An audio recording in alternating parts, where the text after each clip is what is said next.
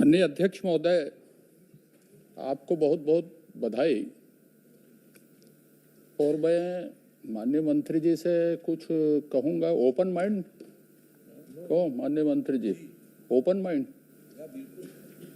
कि पीठ थपथपाने? नहीं, आप जैसा चाहें आपको। नहीं, ओपन माइंड कहा मैंने। माननीय अध्यक्ष महोदय, अभी एक नियम कानून में संशोधन की मांग की माननीय मंत्री जी ने प्रेजेंटेशन के लिए। आप स्पष्ट करेंगे? हमारी चर्चा है, इसलिए मैं विधि विधायी प्रक्रिया में नहीं जा रहा हूं, लेकिन यह चर्चा किस मोशन में किस तरह से होगी, मैं प्रश्न खड़ा करूंगा, उसका वो उत्तर देंगे कि उन्होंने चर्चा कर दी, या गोपनीय सत्र जैसे हुआ हमने एक अपनी अपनी बात रख दी कि प्रस्ताव पर, कि शासकीय संकल्प पर, अशासकीय संकल्प पर किस तरह की प्रक्रिया में चर्चा होनी है और मैं किस तरह से अपनी बात रखूं। ये मेरे अंदर प्रश्न है, लेकिन चूंकि आपने व्यवस्था दी है तो एक नई परंपरा की आज छत्तीसगढ़ विधानसभा में शुरुआत हो रही कि हम कौन सी प्रक्रिया में बहस शुरुआत कर रहे हैं और कौन सी प्रक्रिया में इसका उत्तर आएगा और कौन सी प्रक्रिया में चर्चा हो रही है। तो इसलिए ये स्पष्ट हो जाना चाहिए था कि आखिरी में मंत्री जी उत्तर देंगे तो मैं उस तरह से बोलूंगा, यदि मुझे अपनी बात रखनी है तो मैं उस तरह से बोलूंगा, सुझाव देना है तो मैं उस तरह से बोलूंगा। तो इस तरह की चीजें थोड़ी चर्चा शुरू होने के पहले स्पष्ट रहनी चाहिए कि विधानसभा में इस तरह की चर्चा। माननीय अध्यक्ष महोदय, मैंने बात सही कही कि गलत कही? आप विधानसभा अध्यक्ष रहे। माननीय अध्यक्ष महोदय, पहले तो मैं माननीय मुख्यमंत्री जी को बधाई देता हूं, माननीय वित्त मंत्री जी को बधाई देता हूं कि उन्होंने विजन डॉक्यूमेंट एक रखा और निश्चित रूप से एक मार्गदर्शी सिद्धांत होता है कि हम कैसे किस तरह से कार्य करना चाहते हैं। जितनी बातों का उल्लेख हुआ, जिस तरह से संकल्पों की अभिव्यक्ति हुई, मैं उसमें भी बात करूंगा और छोटे छोटे विषय भी बात करूंगा। और मैं निराशावादी तो बिल्कुल नहीं हूं, और निराशावादी इसलिए नहीं हूं कि भाई मेरी जो बात होगी तो हो सकता है उसमें लगे कि साहब कोई बात ऐसी नकारात्मक हो गई होगी, पर वो नकारात्मक बिल्कुल नहीं होगी।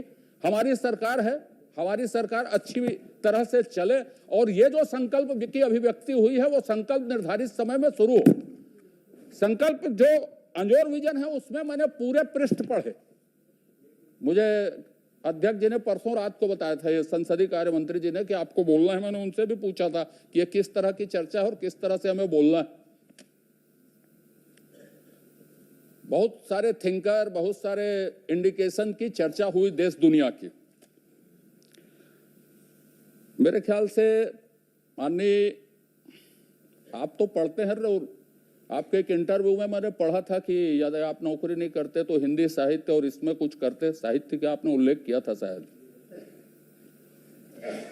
रूमी की एक कहावत है, दुनिया के बड़े सूफी कवि थे माननीय अध्यक्ष महोदय, और अमेरिका का उल्लेख हुआ। अमेरिका में सबसे ज्यादा पढ़े जाते हैं खास तौर पे।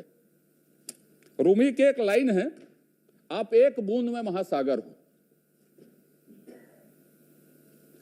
महासागर की हमने कल्पना कर दी, पर एक बूंद में हम क्या हैं, कहां पर हैं?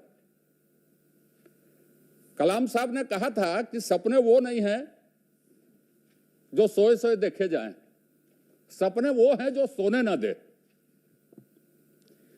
आपकी अभिव्यक्ति में दीर्घकाल 2047 की कल्पना है, बहुत अच्छी है, मैं बधाई देता हूं आपके प्रयत्नों की।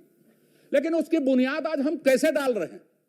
आपका ज्ञान गति उसमें क्या बोल रहा है? उसके रिजल्ट क्या है? दूसरे क्षेत्रों में हम क्या कर रहे हैं? अमित शाह जी, माननीय गृह मंत्री जी ने उस दिन SIR को, जिसको उन्होंने सुधार की चर्चा में स्वीकार किया था, उत्तर देते हुए कहा कि हम इतिहास को छोड़ नहीं सकते, इतिहास का भी उल्लेख करना। छत्तीसगढ़ में समग्र परिवर्तन के लिए हमसे गलतियां कहां पर हुई और कहां पर निर्णय लेने की जरूरत है, और किस तरह से हमको निर्णय में रीढ़ की हड्डी हमारी दिखनी चाहिए, इसकी अभिव्यक्ति सबसे जरूरी है। आमूलचूल परिवर्तन के लिए, उस अभिव्यक्ति के लिए अल्पकालिक तौर पे हमारे जो प्रयत्न हैं छत्तीसगढ़ में, आज जो सबसे बड़ी जरूरत है, आपने जो कहा कि गवर्नेंस डिपार्टमेंट बना है गुड गवर्नेंस की। जब छत्तीसगढ़ बना तो चारों तरफ क्षेत्रीय असंतुलन था, आपके इस नवा अंजोर के किताब में आपने सामाजिक क्षेत्रों में सिर्फ शिक्षा और स्वास्थ्य को स्पर्श किया, गरीबी उन्मूलन को आपने स्पर्श नहीं किया है, वुमेन एम्पावरमेंट को आपने स्पर्श नहीं किया है, आपने लॉ एंड ऑर्डर पुलिस विभाग को स्पर्श नहीं किया है, आपने समाज कल्याण को स्पर्श नहीं किया है। यदि नीतियां और कार्यक्रम बनती हैं तो वो रिफ्लेक्ट होनी चाहिए कि गरीबी उन्मूलन क्या हो, रोजगार पर आपने रिफ्लेक्ट किया है। पिछले 5 सालों में और छत्तीसगढ़ बनने के बाद रोजगार क्या है यह परिभाषित नहीं हो सका आज तक। आप बताएंगे मुझे कि रोजगार की परिभाषा किसको मानी जाती है, और सरकार यह तय करे बेसिक लेवल में कि रोजगार इसको माना जाएगा। यह छत्तीसगढ़ के लिए जरूरी है। मैं आपके इन बातों से सहमत हूं, आपके इन बातों से मैं सहमत हूं कि आप 10 लाख करोड़ से लेकर 2047 तक 75 लाख करोड़ का लक्ष्य रखा है, जो 14% की बढ़ोतरी लगभग, तो 14% की बढ़ोतरी में यह हो जाएगा। लेकिन सवाल यह है, एक अनुमान है, अनुमान से दुनिया में महामंदी आई, युद्ध के दौर चल रहे हैं, द्वितीय विश्व युद्ध के बाद और प्रथम विश्व युद्ध के बाद दुनिया के अनुमान ध्वस्त हो गए थे। अभी दुनिया बिल्कुल नई दिशा में प्रवेश कर रही कि 3-3 साल से युद्ध चल रहे हैं। गाजा का युद्ध और यूक्रेन का युद्ध 3-3 साल से चल रहा है कि हम कहां तक उसको देखेंगे। पर मैं तो अपनी बात कहता हूं, मैं 2047 तक जिंदा रहूंगा, 87 साल की उम्र में मरूंगा। इसको देखे ना आप कि मैं बोल रहा हूं उसको।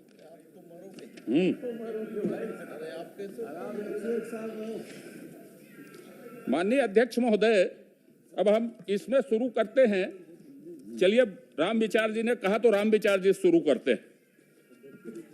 छोटी छोटी बात, सिंचाई में हमने 25 साल में कितना पैसा खर्च किया होगा, कृषि में जीडीपी का योगदान कितना हो वो अलग चीज, पर उसको बनाए रखने के लिए हम क्या कर रहे हैं। मैं आपके आर्थिक सर्वेक्षण की एक बात कर देता हूं। सिंचाई में आपने अलग से पेज नहीं रखा है, कृषि के साथ ही उसकी बातचीत की है।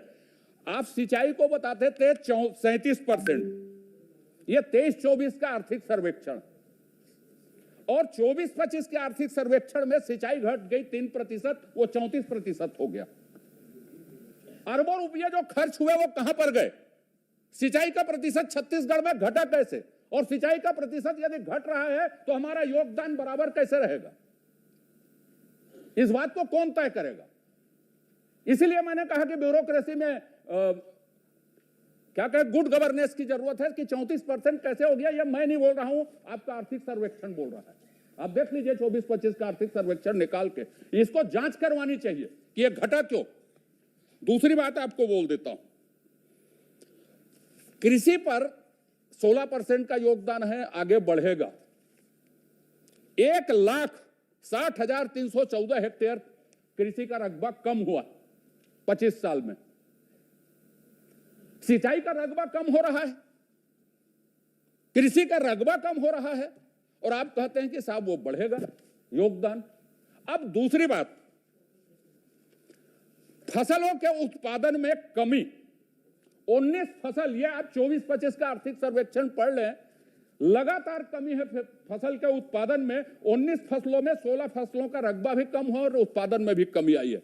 लेकिन अब आप देखिए, उसके बाद जो एलाइड सेक्टर है, माननीय प्रधानमंत्री जी ने, माननीय मुख्यमंत्री जी ने, आपने भी कहा कि किसानों के इनकम को हम दुगुना करेंगे। एलाइड सेक्टर में आप न अंडे में आत्मनिर्भर है, न मछली में आत्मनिर्भर है, न किसी चीज में आत्मनिर्भर है, बल्कि राष्ट्रीय औसत से आप कम है। उसके लिए किसी तरह की नीतियां एलाइड सेक्टर के लिए बने या कहीं रिफ्लेक्ट नहीं है कि हम एलाइड सेक्टर को मजबूत करके कैसे करेंगे। सिंचाई में जो लघु सूक्ष्म सिंचाई योजनाएं आपकी हैं, मैंने विधानसभा के भाषण में इस बात को कहा है कि सिंचाई के मामले में एजेंसी की सरकार है कि सरकार की एजेंसी है। 20 साल 15 साल से योजनाएं पड़ी हैं और वो बन नहीं रही, और बनने के बाद यदि क्षेत्रीय संतुलन आज है सिंचाई में, जब बस्तर की बात कर रहे थे, अभी कहीं पर उल्लेख नहीं करना चाहिए, दंतेवाड़ा के, बस्तर के, नारायणपुर से जहां से आते हैं जल संसाधन मंत्री पूर्व, इन जगहों में सिंचाई की व्यवस्था क्या है।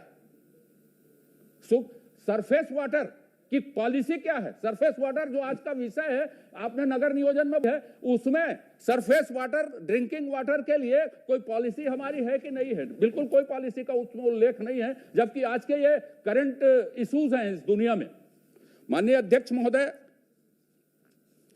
एलाइड सेक्टर में हमने कहा कि हम बिल्कुल पीछे हैं, उसमें काम करने की जरूरत है। आंकड़े में उन्होंने स्वीकार किया, आपने आपके विजन दस्तावेज में, अंडों के उत्पादन में, मछली के उत्पादन में। अब मैं आपको बता देता हूं जो आंकड़े आपने दिए नहीं। राम विचार जी से जब मैंने शुरू की, बीज के मामले में हम आत्मनिर्भर हैं क्या? छत्तीसगढ़ आत्मनिर्भर है क्या बीज के मामले में? कौन से बीज में छत्तीसगढ़ आत्मनिर्भर है? और कौन सा बीज हम आज भी, हम मध्य प्रदेश बीज महासंघ से बीज खरीदते हैं, आज भी हिंदुस्तान के बीज विकास निगम से बीज खरीदते हैं, उन बीजों को खरीदते हैं जो छत्तीसगढ़ में लगाया जाता है, उन फसलों के भी बीज खरीदते हैं हम। 25 साल बाद आत्मनिर्भरता में हमने काम कदम क्या उठाए? तो नीतियों में ये छोटी छोटी बातें छत्तीसगढ़ को बड़ा करेंगी। मेरा कहने का मतलब यह है, मैं सिर्फ आलोचना नहीं कर रहा हूं, यह वस्तु स्थिति है, यह किसी सरकार की है या नहीं है, इस दिशा में काम करने की जरूरत है। अब पशुपालन, एलाइड सेक्टर का जब मैंने उल्लेख किया, तो आपको बता देता हूं, दुग्ध उत्पादन में छत्तीसगढ़ का योगदान 0.88% है मात्र। ठीक है साहब? खपत कितनी है छत्तीसगढ़ में? मैंने शुरुआत के 5 राज्यों में, पंजाब, राजस्थान, हरियाणा, आंध्र प्रदेश, गुजरात, छत्तीसगढ़ ले लें तो 192 ग्राम साहब। पंजाब के लोग 1.25 लीटर दूध पीते हैं प्रति व्यक्ति। नस्ल सुधार में आपके पास कोई कार्यक्रम नहीं है। हाइब्रिड जो नस्ल है दुग्ध उत्पादन में, वही 33% का योगदान राष्ट्रीय स्तर पर देती है, और छत्तीसगढ़ में उसका प्रतिशत कितना? मैं आपको बता देता हूं, नस्ल सुधार में हाइब्रिड का 33% है, और हमारा योगदान उसमें कितना है ये मैं खोजना पड़ेगा, लेकिन मैं आपको दे दूंगा इसको। हाँ, 6.3% के आसपास हमारा योगदान। कोई कार्यक्रम नस्ल सुधार के आपके पास नहीं है। आईवीएफ तकनीकी इतना महंगा है कि किसान उसको कर नहीं सकते। एक कामधेनु विश्वविद्यालय में माननीय डॉक्टर साहब ने इसके लिए अपने समय में एक प्रयोगशाला बनवाई थी। आज वो किस स्थिति में काम कर रही मैं नहीं जानता। अब चारा के लिए आपने बात की, चारा की हम बातचीत करेंगे करके। आपका जो पशु चिकित्सालय और पशु औषधालय है, वो टीकाकरण और इलाज के मामले में मरणासन स्थिति में, मरणासन। ये बता देता हूं आपको कि आप दुग्ध उत्पादन में या एलाइड सेक्टर को मजबूत करने के लिए सोचने की और ग्राउंड लेवल में काम करने की जरूरत है। छत्तीसगढ़ में इन्हीं छोटे छोटे निर्णय की जरूरत है। और छोटे निर्णय, मैंने बोला बूंद से महासागर बनेगा आपको, इसीलिए मैंने कहा, रूमी की कविता इसीलिए बोली। चारा के लिए कोई खास प्रोग्राम है नहीं, एक भी प्रोग्राम नहीं है। आपने ऑर्गेनिक खेती का उल्लेख किया, आपने पंजाब का उदाहरण तो बताया। पंजाब से राजस्थान के बीच स्पेशल ट्रेन चलती कैंसर वालों के लिए। आपने देश दुनिया की बात की। यूरोपीय यूनियन और बड़े इंग्लैंड जैसे देशों ने भारत के कई उत्पादों को प्रतिबंधित कर दिया। ऑर्गेनिक माने खेती के उत्पादों को प्रतिबंधित कर दिया कि आप फर्टिलाइजर का उपयोग, पेस्टिसाइड्स का उपयोग जरूरत से ज्यादा कर रहे हैं, आपको उत्पाद प्रतिबंध। अब मैं ये कहता हूं कि यह स्थिति यदि है, एलाइड सेक्टर में हमारी स्थिति कमजोर है, तो हमारी नीति क्या है एलाइड सेक्टर के लिए? आप उद्योग का दर्जा दे रहे हैं तो क्या है? अब दूसरी बात, चारागाह के लिए क्या है? कुछ नहीं है। नर पशु का उपयोग क्या होगा? मशीनीकरण करने के बाद नर पशु का कोई उपयोग नहीं है। कृत्रिम गर्भाधान में आजकल सिर्फ और सिर्फ मादा नस्ल से भी मादा नस्ल पैदा किए जा सकते हैं, पर उसका कोई उपयोग छत्तीसगढ़ में नहीं है और उसकी कोई नीति नहीं है। तो यह एक छोटे काम है जो ग्रामीण अर्थव्यवस्था को बदल सकते हैं। आपने एनडीडीबी से समझौता किया है, अब वो समझौता कौन से स्टेज में है आप पूछ लीजिए, क्या क्रियान्वित हुआ है उसको। मैं बोलूंगा तो अच्छा नहीं होगा वो। तो इसलिए मैंने आपको कहा कि आप दूध के उपयोग में, उत्पादन में एलाइड सेक्टर, जो माननीय प्रधानमंत्री जी के मछली पालन, पशुपालन, मधुमक्खी पालन, जितने तरह के एलाइड सेक्टर है उसके लिए नीति की जरूरत है। और तब आप माननीय प्रधानमंत्री, माननीय मुख्यमंत्री जी के सपनों को साकार करेंगे। गुजरात मॉडल की चर्चा होती है साहब बहुत। गुजरात मॉडल और आपके गवर्नेंस के बारे में धीरे धीरे बात करेंगे अपन। अब आप इसमें स्वास्थ्य विभाग में आपने चर्चा की, आप सेज बनाएंगे। सेज की अवधारणा क्या है? स्वास्थ्य के पहले हम थोड़ा उद्योग में, आपका वो विषय ज्यादा था। उद्योग नीति आपने बनाई, अच्छा है। रोजगार उसमें देंगे, अच्छा है।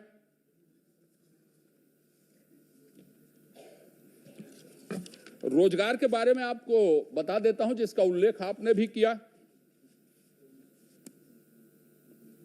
97% लोग अनस्किल्ड हैं छत्तीसगढ़ में, 3% आबादी स्किल्ड है। आप जितनी शैक्षणिक संस्थाएं ला रहे हैं, मैं स्वागत करता हूं। और मुझे इस बात का संतोष है, माननीय अध्यक्ष महोदय के साथ काम करते हुए ढेरों संस्थाएं हमने बनाई, ढेरों संस्थाएं बनाई। और जिन संस्थाओं का आपने उल्लेख किया, स्वागत है उसका छत्तीसगढ़ में। लेकिन आपको जो सोचना है, जब शिक्षा में बात करेंगे तो इस विषय में आएंगे कि उसमें छत्तीसगढ़ के लोगों का प्रवेश कैसे हो। अब आपने औद्योगिक नीति बनाई, मेरे ख्याल से उसको लागू करने के लिए बनाई कि संशोधन करने के लिए बनाई, है मुझे समझ में नहीं आया है। हर 15-20 दिन में मैं पढ़ता हूं कि एक संशोधन उसमें हुआ।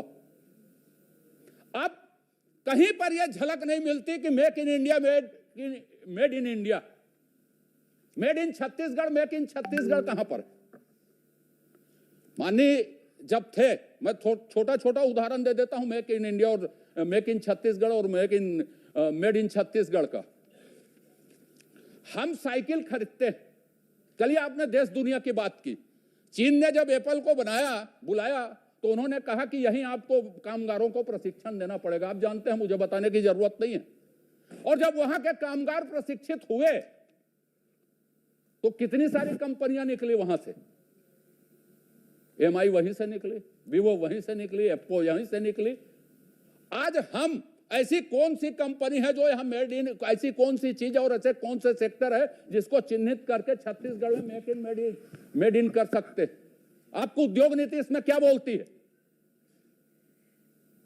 अब मैंने कहा कि साहब साइकिल हम बांटते हैं, क्या प्रतिस्पर्धा उसमें? एटलस बनाए चाहे A1 बनाए, छत्तीसगढ़ में कारखाना डालिए, 20 साल तक हम साइकिल देंगे, उसके सहायक उद्योग यहीं खुलेंगे, यही बनाएंगे, और साइकिल आप बांटिए। क्या प्रतिस्पर्धा उसमें? जो छत्तीसगढ़ में आके बनाएगा उसको हम देंगे, जो हमारे अनुकूल बात करेगा, हमारे मैन पावर को ट्रेन करेगा, स्किल करेगा, उसको हम देंगे और उसके बाद हम बनाएंगे। इतने सारे मेडिकल कॉलेज खुल गए। अरे आप पोनी को यहीं बनवा लीजिए, पट्टी को यहीं बनवा लीजिए, मशीन नहीं बनवा सकते तो रिएजेंट्स को यहीं बनवा लीजिए, बाकी को नहीं बनवा सकते तो कौन ने मना किया? अब आप सेज की बात करते हैं। हिंदुस्तान में सेज की कल्पना, आपने इसमें भी सेज की बात की है। हिंदुस्तान में जब सेज की बात करते हैं तो आजकल सेज बंद हो चुका। हमने जितनी चीजें हमने की, अप्रैल पार्क हमने बनाए, चलिए घूमने चलते हैं, अप्रैल पार्क की क्या हालत है देखते हैं। सेज ही है एक तरह का।